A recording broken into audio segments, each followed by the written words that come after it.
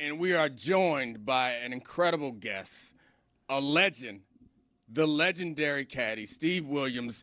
He's here to promote his book, Together We Roar, alongside Tiger for his epic 12-year, 13-major run. It comes out on April 1st. Buy it as a gift for somebody coming up for whatever holiday you want. Steve, thank you so much for joining us, man. I'm excited to have you. You're a legend. Well, thanks very much. It's nice to be on your show, guys.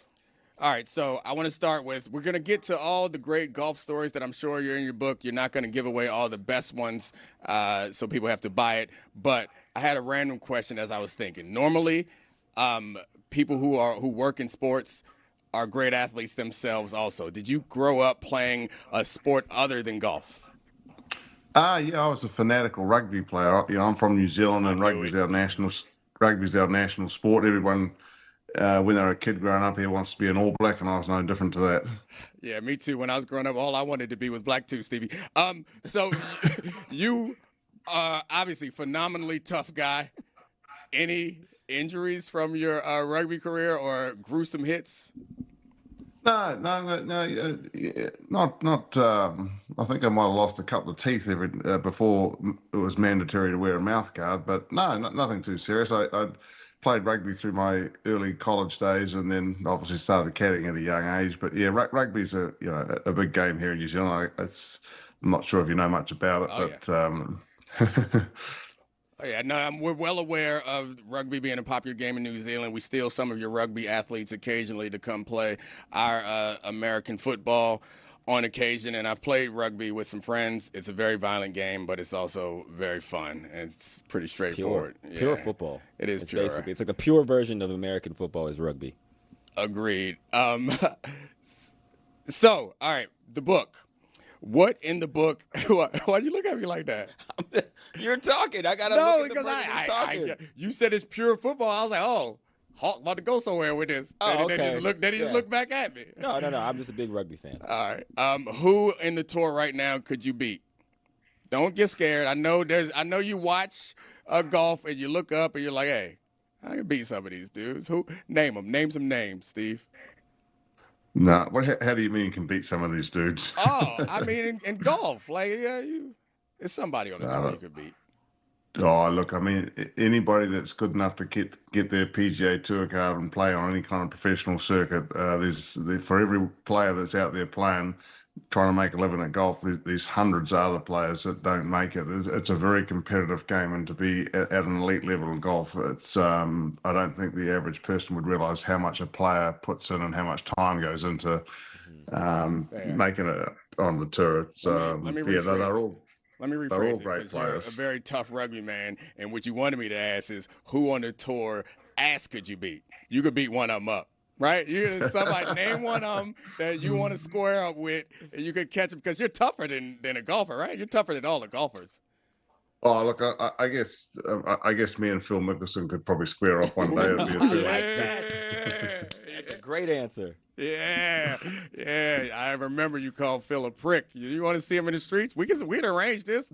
We can get a little Netflix pay-per-view. Let's get this money, Steve. Let's get this money. Book sales through the roof. Oh yeah, the book sales are definitely through the roof. Come on. So Tiger's most recent injury. I'm sure that all of us, we have accepted that Tiger is well past his prime. The recent injuries are concerning. What are the chances that we can see another great run from Tiger? Obviously not an extended run, but another good tournament, another good major, anything from Tiger. What do you think?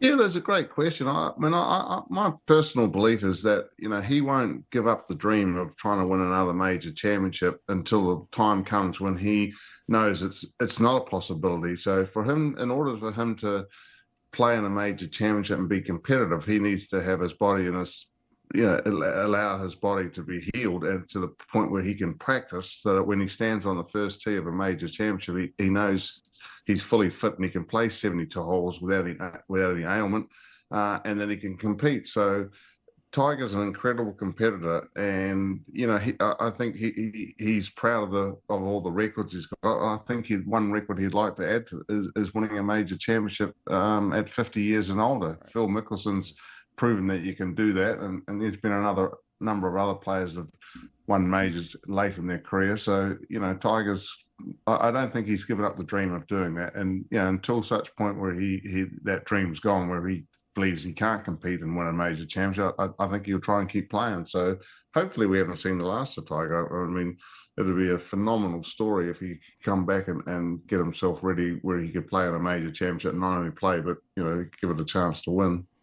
At one point, you and Tiger didn't have the greatest relationship. It sounds as if you guys, you feel better about that. But the real question is, could you whip Tiger's ass at one point?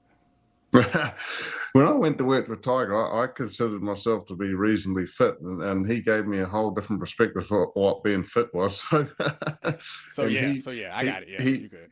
He put me through some rigorous workouts, and sometimes I had to say, "Look, I'm done now, Tiger. I'll meet you in the car when you're finished." He's pretty strong, dude. Together We Roar. You guys need to buy it, order it. It comes out on April 1st, 2025, alongside Tiger, his epic 12-year, 13 majors run. Chris, what you got? Steve, do you find yourself caddying off the course where you're like a friend is walking down a hill and you're like, this hill breaks a little to the right, and there's like a little bump there that you got to avoid? Look, when you've caddied for as long as I've caddied, I guess it's just kind of ingrained in you. Basically, I started as a kid at my local golf course here in New Zealand, sort of 8 or 9 years old, caddying every single weekend, 36 holes a day, to the point where, and then I caddied for 40 plus years on the tour. So it's something that you'll always be inclined to view things from a caddy's perspective, and not from a player's perspective, I guess. You're like in an Uber, and you're like, you should have made a left there. I think that lane's a little better than this one. What are you doing in the middle lane here? Yeah, possibly. Yeah. Is it possible that you could look up your Uber rating? Is that too much to ask? Is that too difficult? We had to go through all of our people in our room today to see who had the best Uber rating. Is that something that you think you could manage? Well, I think you'd have to fair to say it's a 0 because I've never used an Uber. So, wow. That is private car. Yeah, big money. I ain't mess with no Ubers. I got a personal driver. I see you, Steve. I drive myself everywhere, haven't had the pleasure of had to use an Uber yet. And if I have used one, my wife would have booked it for me, because I don't carry apps on my phone, so I'm a bit old school. Steve, where would most likely a heated interaction between you and Tiger at the peak of you working with him, like a heated exchange, where would that take place? Well, we only really had one heated exchange, and it was at Augusta in 2003.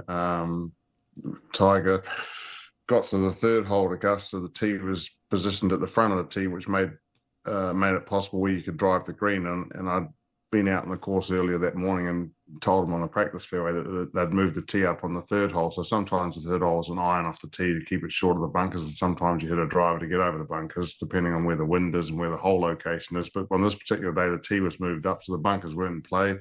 There's no doubt in my mind it was a driver. He didn't like the play. I couldn't see why he didn't like the play. I talked him into it. He hit an absolute shot, and fanned it way out to the right, and eventually made a bogey on a hole that you should make 3-4 at the worst, and it possibly stop the momentum that he had after starting with 4-4, and didn't do any good in the tournament in the end. And he carried on like an absolute pork chop for the next few holes, and like a little sour baby, whatever. And on the ninth hole, I just absolutely let it rip. It's the first time I'd done that since I started with him. Just gave him an absolute mouthful and a bollocking about his behaviour and the way he was carrying on, and that was all good. And then when we completed the round, he said, "Hey, thanks very much for the pep talk up 9 and everything." So but like, we got on like a house on fire when I was working for him. I think that was the only time that we ever had any kind of really heated argument. It was unfortunate. It was during the round of a major championship, but when I came up the 18th hole, I thought, well, this might be the last time I'm getting to Tiger. He either liked it or what I said, or he absolutely hated what I said. So he was very good about it. So we laughed about that for a little bit. Yeah. What do you think is the best quality that you bring, or most value that you brought as a caddy? Was it the psychological part of it, or was it just the clubs? Or I guess I should just let you answer. Just basically not afraid to voice your opinion. I'm a straight up sort of bloke, and when there's something a lot on the line, not scared to voice your opinion and try and sway a player your way or whatever it might be. But just basically, I think what you'll find the common trait amongst all the best caddies are guys that are prepared to stand up and not be afraid to be wrong. Obviously, when it comes down to the crux of major championships and golf tournaments and there's a lot on the line. It's very easy just to be what we call a yes man and just agree with a player, because some caddies, are afraid to be wrong, but you can't ever be afraid to be wrong. If you can speak up and voice your opinion, you're going to be successful. Name them. Who the yes men? Call them out. No, you don't call out your workmates, that's for sure. But that's news here. Whoa, we call them out around here. Stevie, I stumbled over a question. I guarantee when we let you go, all my workmates, we are going to get along like a house on fire in this mother. Anyway, Chris, what'd you have? I want to know what you think of Bubba Watson saying that Scheffler in 2024 was better than Tiger in 2000. Well, I mean, I think that's a staggering statement to make. I mean, look, if a player won 3 major championships and no other tournaments, and a player won 1 major championship in 20 tournaments, the guy that's won 3 major championships gets the nod in everybody's book. So I don't know what he was basing that on, but I guess it's above a comment. Some guys are looking for some attention. I think that's probably what he was doing here. Like Bubba's fallen off the radar, and he's probably looking for a bit of attention here. But look, like Scotty Scheffler had an incredible year in 2024. Played unbelievable golf, and somewhat similar to some of the years that Tiger put together. But arguably, you can't bet against a guy that won 3 major championships in 1 year, and also in the fashion that he did it. If you look at the US Open at Pebble Beach and the Open Championship at St Andrews, not only were they victories, one was by 15 shots and one was by 7 shots. So they were memorable tournaments with breaking scoring records in both of them. So. I'm not sure whether Bubba was confusing 2000 with maybe another year. What do you think about the TGL? The which? TGL. Have you been watching at all? The down here in New Zealand, there's no way to watch that. So I haven't seen any of it. No, I can't answer that question. I haven't followed any of it. So yeah. If you had to pick one thing that made Tiger so much more dominant than the next guy, his hands, his mental toughness, what would you say made Tiger so much better than everybody else in his prime? Oh, look, I think it's just his desire. I mean, his desire to be the best that he could be and be the greatest player. A lot of people grow up when they're youngsters and they want to be the best player in the world, and they're going to put a lot of effort in. But when you actually get onto the tour and realize what it takes to be the best player, it can sway your vision on how you're thinking about that. But just his continual desire. When pro athletes, as we all know and everyone's aware, they make a lot of money, and sometimes when they get a lot of... Sorry, I hit a button by mistake, Steve. Yeah, we'll talk about this after. I tried to move the microphone. House on fire. They're going to call me out afterwards. Try to move the microphone, slap the button. I'm sorry, Steve. I ruined this interview.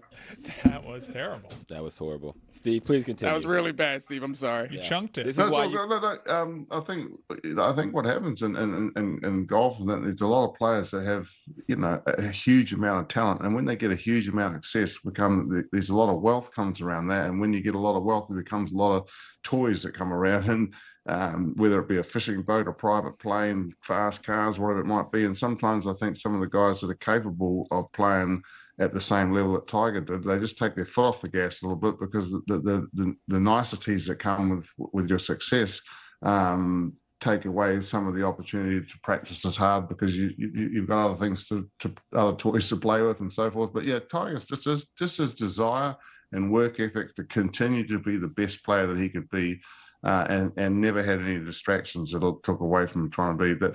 He's just a phenomenal worker and continued to work hard throughout his career to be the best player he could. And despite all his success and fame and wealth and that, nothing changed his vision on trying to be the greatest player that's ever played the game. All right, I'm ordering my book now, as not only because I want to order it and can't wait to read it, but because I would like to apologize for messing up the interview with a button press. Together We Roar alongside Tiger for his epic 12-year run, available April 1st. What you got, Chris? What's the golf tip that you hear on the range Ooh, that's where a you good one. know somebody's faking it and you know this person has no idea what they're actually talking about? And is it when someone says, "Oh, you lifted your head"?